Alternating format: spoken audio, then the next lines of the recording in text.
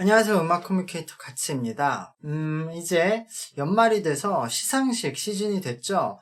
그래서 시상식에 대한 이야기들이 많이 나오고 있어요. 그래서 저는 시상식이 공신력을 가지려고 하기보다는 그냥 그 시상식 주최자들의 본인들의 이득에 맞춰서 상을 주고 보정을 하고 있기 때문에 사실 누가 시상을 뭘 했는지는 중요하게 생각은 안 해요. 어차피 기록은 데이터로 남는 거고 그런 기록들이 중요하다고 생각을 하기 때문에. 근데 어쨌든 이 시상식이 연말에 관심을 받는 하나의 축제고요. 그리고 어떤 상을 받았는지로 말하는 것이 좀 편하기 때문에 그 시상에 대한 이야기들이 많이 나올 수밖에 없죠. 올해는 특히 걸그룹들의 기록이 굉장히 좋아졌고요. 너무나 좋은 기록을 보유한 두 팀이 있었기 때문에 거기서 말이 많이 나오고 있어요. 바로 아이브와 아이들의 대결인데요. 실제 세일즈는 남자 아이돌이나 블랙핑크가 앞서지만 곡의 인기에서는 이들이 좀 앞섰다는 평가가 있고요. 또 두 팀 모두 올해 들어서 커리어 하이를 썼기 때문에 더 주목이 되는 지점이 있었어요. 근데 연말 시상식에 두 팀 다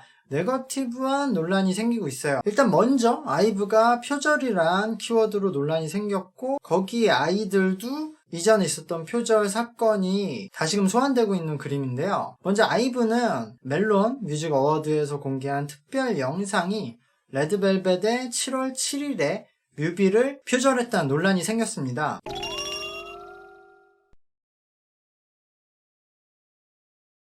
이 멜론 뮤직 어워드 측에서는 기획 의도와 컨셉 그리고 분위기가 다르다고 입장을 밝혔는데요. 사실 표절 논란에서 기획 의도는 아무런 상관이 없죠? 그리고 컨셉트와 분위기는 같은 것 같은데요?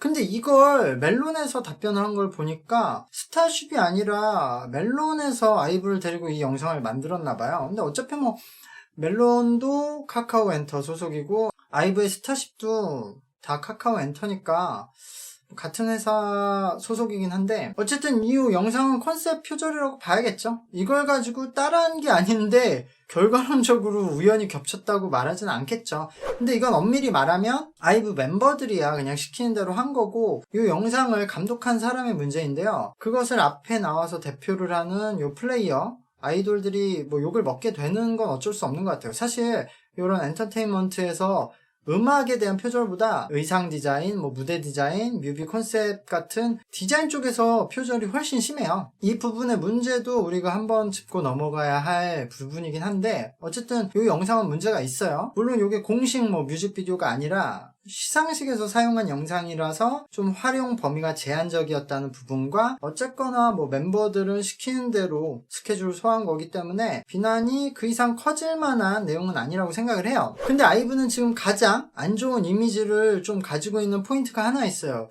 카카오 엔터테인먼트가 아이돌 연구소라는 페이지를 인수해서 몰래 바이럴과 역바이럴을 하려고 했기 때문에 그 수혜자가 아이브로 지목되면서 그 사건과 연결돼서 카카오 엔터와 요 스타쉽 그리고 아이브에 대한 공격이 많아진 상태죠. 근데 이것은 진짜로 그야말로 그냥 그 카카오 엔터라는 회사의 문제예요. 아이브는 요거는 약간 떨어진 문제라고 해도 이런 홍보 페이지를 몰래 운영하면서 바이럴을 하려고 했던 그 행위는 카카오 엔터가 좀 더 크게 비난을 받아야 된다고 생각해요. 분명 이건 카카오 엔터만의 문제는 아니지만요. 어쨌든 걸렸으니까. 그래서 어쨌든 올해 걸그룹에서 최고의 상은 다 받고 있는 아이브에서 이런 일이 터지는 와중에 역시 이제 비교가 되고 경쟁을 하고 있는 여자 아이들에서도 약간 이야기들이 나오고 있어요. 왜냐면은 거의 기록은 비슷한데 사실 어쨌든 기록상으로 약간 아이들이 떨어지기 때문에 진짜 역대급 포스를 내고도 아이브의 시상식에서는 약간씩 밀리고 있죠. 근데 이런 아이들이 그 와중에서도 이런 연말 시상식에 나가면서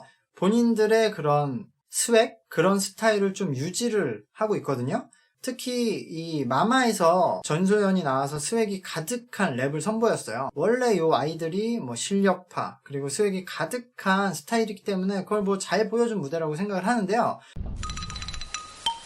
근데 이 랩의 내용이 좀 싸움을 가져오게 돼요. 사실 이 랩의 가사가 문제될 내용은 아니라고 봐요. 이 랩만 보면 아이들이 이번에 엄청난 포스를 내고도 아이브에 밀려서 주요상을 못 받는 거는 다 아는 사실인데 근데 이게 굉장히 아깝잖아요. 그러니까 아이들도 진짜 대상을 받을 만한 한 해였는데 이런 팀이 아이브에 밀려서 어떤 상을 주질 못하면은 주최 측 입장에서도 아깝거든요, 이게. 그래서 어떤 상을 새로 만들어서라도 아이들에게도 무언가는 줘야 된다. 이런 공감대가 나오거든요. 근데 그거를 요 전소연도 아니까 그냥 대상 줄 거 아니면은 우린 필요 없어. 굳이 뭐 새로운 상 만들어서 주느니 안 받겠어. 뭐 이런 느낌이죠. 어차피 올해 우리 인기는 증명이 되었으니까. 그러니까 스웩 가사인 거죠. 그리고 덧붙여서 본인들은 다른 팀들과 다르게 멤버들이 제작에 참여해서 스스로 만들어낸 결과, 그러니까 사실 이건 전소연이 프로듀싱을 하니까 본인 이야기가 많이 들어간 거죠. 그렇게 스웩 한 스푼을 더 넣은 건데요. 사실 이 부분은 또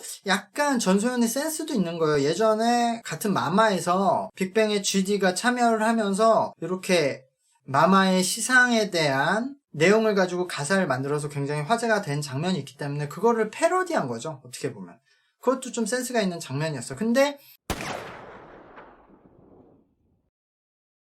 요런 장면들이 나가면 어쨌든 아이들을 제치고 주요상을 다 받고 있는 아이브의 팬들 입장에서는 본인들이 공격을 받았다고 생각이 되는 거죠. 그냥 아이들 입장에서는 본인들 스스로 스웩을 하는 거지만 어쨌든 대상자가 좀 특정이 되는 스웩이 되니까요. 그래서 아이브의 팬들은 기록상으로는 아이들이 못 받고 아이브가 받는 게 당연한데 왜 이렇게 아이브를 공격하냐, 왜 대상을 달라고 하는 거냐면서 좀 비난을 하게 되는 거죠. 그리고 여기에 그 멤버인 슈아가 그 멜론 뮤직 어워드에 대상 받으러 왔다, 뭐 그런 프라이빗 메시지 날린 거랑 또 요 시상식 끝나고 민니가 실화냐 이렇게 사진을 올렸었어요, 인스타에. 근데 그런 것까지 엮어서 이거는 뭐 본인들이 대상을 못하고 아이브가 대상을 탄 것을 저격하는 거다, 이런 것까지 있는데 저는 그건 아닌 것 같아요. 슈아는 그냥 장난을 친 거고, 뭐 민니는 좀 그런 식으로 볼 수도 있지만 또 그냥 본인 얼굴을 딱 크게 올린 거라서 본인이 너무 이뻐서 이게 실화냐 이런 의미로 할 수도 있죠. 근데 어쨌든 이렇게 아이들이 대상 탈 만한 것도 아닌데 왜 대상 달라고 하냐고 이렇게 징징대냐고 또 이렇게 공격이 오면은 또 아이브를 공격을 하는 거죠, 사람들이. 아이브는 그 VCR 표절과 카카오의 바이럴, 그리고 스타쉽이 어쨌든 굉장히 과도한 바이럴을 하고 돈을 많이 들여서 막 유튜브 프로모션 하는 등 약간 뻥튀기 된 기록으로 세운 기록이다, 이렇게 또 공격이 들어가는 거죠. 그러면은 또 아이브 팬들이 가만 안 있죠. 이러면은 다시 소환되는 건 결국에 전소연의 표절 사건이 나오는 거예요. 요 아이들의 전소연은 멤버이면서도 아이들의 프로듀서로 활동을 하고 있어요. 그래서 그녀가 생각한 콘셉트와 곡으로 이 아이들이라는 팀이 성장을 해왔기 때문에 천재라는 수식어가 붙어 다니고 있어요. 그리고 그녀가 걸그룹 클라시를 탄생시킨 서바이벌 방송인 방과후 설렘의 심사위원 및 트레이너로 참여를 했었는데요. 이 방송의 말미에 이 소연이 만든 써니라는 곡을 포함해서 뭐 세 곡이 나와서 참가자들이 무대를 꾸미고 신곡을 발표하는 그런 순간이 있었거든요. 근데 요 전소연이 만든 써니라는 곡이 방송 직후에 에이티즈가 19년도에 발매한 웨이브라는 곡과 표절 논란이 떠요. 근데 이게 되게 논란이 생기자마자 이례적으로 굉장히 빠르게 그 상대방인 에이티즈의 소속사에서 입장문을 내거든요.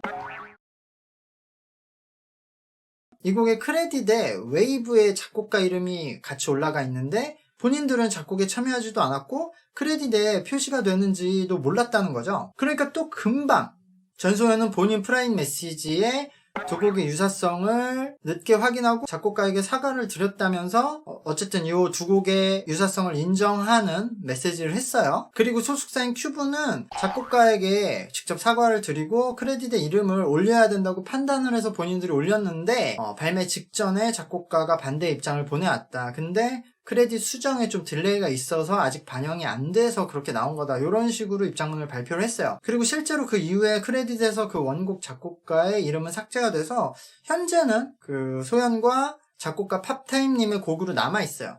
근데 어쨌든 큐브는 이 써니라는 노래가 웨이브의 작곡가를 크레딧에 올릴 만큼 문제가 있다는 건 인정을 한 거예요. 이건 전소연도. 근데 어쨌든 원작자가 크레딧의 등록을 거부했으니까 이 부분은 이렇게 마무리될 수밖에 없어요. 이 이후에 원작자가 그 이상 문제를 제기를 하질 않으면 친고죄인 저작권 문제에서 큐브가 더 할 수 있는 것은 없으니까 이렇게 끝났는데요. 당시에 이 두 곡을 들어보면 이 전소연도 그리고 큐브도 빠른 인정을 할 만큼 문제점은 좀 선명해요. 특히 이 두 곡은 장르 자체가 같은 상황에서 중요한 후렴구의 보컬 멜로디가 같고요.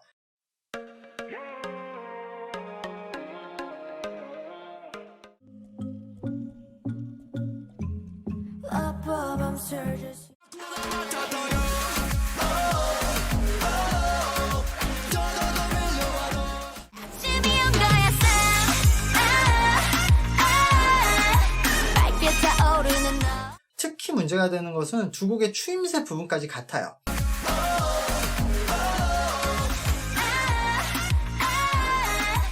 그래서 저는 전소연이 원곡을 모르진 않는다고 생각해요. 모르고 이런 결과물을 내긴 힘들고, 일단 만약에 후렴구의 보컬 멜로디가 같은 거는 본인이 무의식에 따라할 수는 있다고 생각해요. 무의식에 따라했어도 표절이죠. 근데 어쨌든 무의식에 따라할 수는 있다. 근데 저는 여기서 추임새가 같은 것은 무의식에 좀 힘든 순간으로 넘어간다고 생각해요.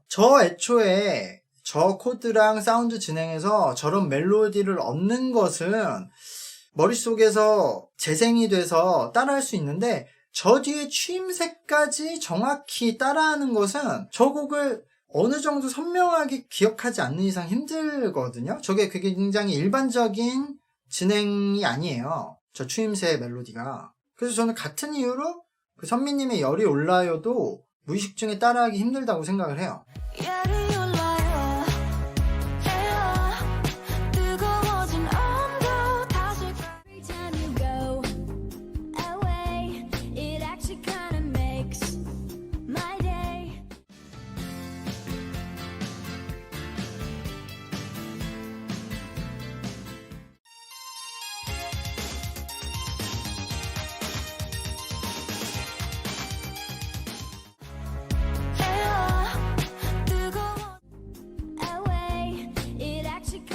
그러니까 이런 추임새까지 같으려면 원곡을 꽤 자세히 떠올려야 되는 거거든요. 물론 뭐 좀 양보해서 원곡을 원래는 자세히 알고 있었는데 작곡하는 당시에는 오래돼서 그 곡이 기억이 안 나서 무의식 중에 추임새까지 따라했다 라고 뭐 양보할 수는 있는데, 근데 이 곡의 장르와 시작하는 부분의 사운드도 같거든요. 근데 만약에 무의식 중에 이런 사운드로 시작을 해서 이런 장르의 곡을 이렇게 후렴 멜로디를 가고 추임새 요거까지 넣어야지 라고 본인이 무의식 중에 떠올렸다, 이건 어려워요. 왜냐면 이렇게까지 여러 요소가 다 떠올랐는데 원곡이 기억이 안 나긴 좀 어렵고, 그래서 저는 전소연도 회사도 좀 빠르게 인정을 할 수밖에 없었다라고 생각을 하는데요. 지금 뭐 베토벤처럼 막 눈 감고 머릿속으로 창작을 해서 작곡하는 그런 작곡이 아니거든요, 현대 가요가.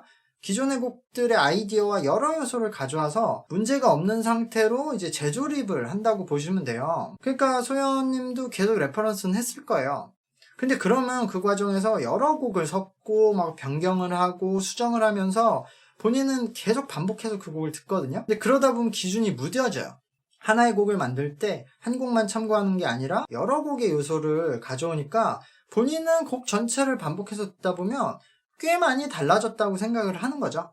그리고 곡을 발표하다 보면 본인 기준에서는 꽤 많이 비슷한 상태로 발매가 되어도 문제가 안 걸리기도 하고, 뭐 어느 곡은 덜 비슷한데 문제 제기가 오기도 하고 하니까 일단 그 감각이 좀 무뎌지는 거죠. 본인이 만들고 회사에서 통과가 되면은 그럼 문제가 없나 보다 이렇게 생각을 하게 되거든요. 그래서 어쨌든 이 부분에 대해서 설명하자면 끝이 없는데, 어쨌든 이거는 본인과 회사가 인정한 곡이니까요. 뭐 여기에 대해서 덧붙일 필요는 없고, 저는 이런 문제점, 왜 이런 일들이 일어나냐 라고 생각을 해보면 이건 결국 우리 엔터테인먼트 업계 그리고 회사들이 만들어내는 그 천재 캐릭터, 그런 것들이 문제라고 생각해요.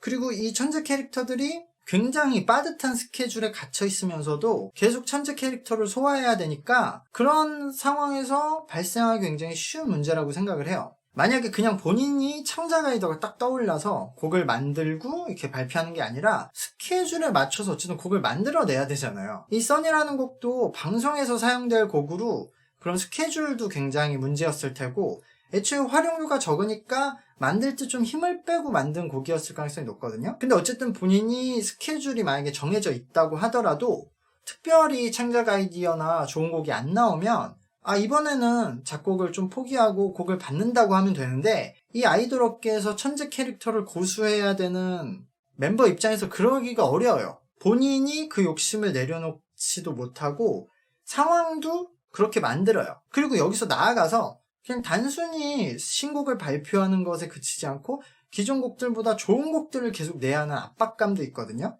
근데 어쨌든 본인은 별다른 아이디어도 떠오르지 않고 만들어봤더니 별로고, 그리고 어쨌든 본인의 그런 창작 능력은 한계가 있잖아요. 근데 그런데도 계속 더 트렌디한 신곡을 내야 되니까 그러면 결국 검증된 히트곡들을 많이 레퍼런스를 하게 돼요. 이런 부분들이 이 산업에서 발생하기 쉬운 문제라고 생각을 해요. 근데 이들이 천재 소리를 듣고 전 세계에서 각광받는 스타가 되기 때문에 업계에서는 계속 같은 방식으로 천재들을 만들어내고 있는 상황인데요.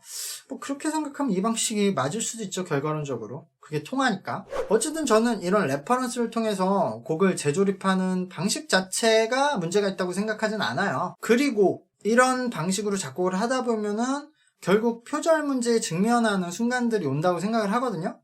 그래서 저는 그런 창작자들이, 소연이를 포함해서 그런 상황에서 반성을 하고 반면교사 삼고 돌아보면서 더 훌륭한 창작자로 나아갈 수 있다고 생각하고 그러길 바라거든요. 실제로 소연도 그 이후에 엄청난 지금 작업물들을 내고 있잖아요. 그러니까 저는 약간 포기할 땐 포기하고 쉴 때는 쉬어야 된다, 그런 생각들을 해주면 좋겠는데, 근데 사실 이 세계가 굉장히 경쟁이 치열해서 조금의 틈을 허용하지 않거든요. 잠깐 쉬려고 해도 그럼 그동안에 잊혀져 버리고 완전 밀려버려서 다시 올라오기 힘들고, 또 본인과 비슷한 캐릭터를 가진 새로운 스타가 탄생해서 그 자리를 차지해버리니까, 그러니까 아마 이 전소연도 끊임없이 본인이 결과물을 내야 되고 더 좋은 곡을 만들어야 된다, 그런 생각으로 했을 테고, 그런 과정을 통해서 본인과 지금 팀이 성장을 해왔다고도 생각을 했을 거예요.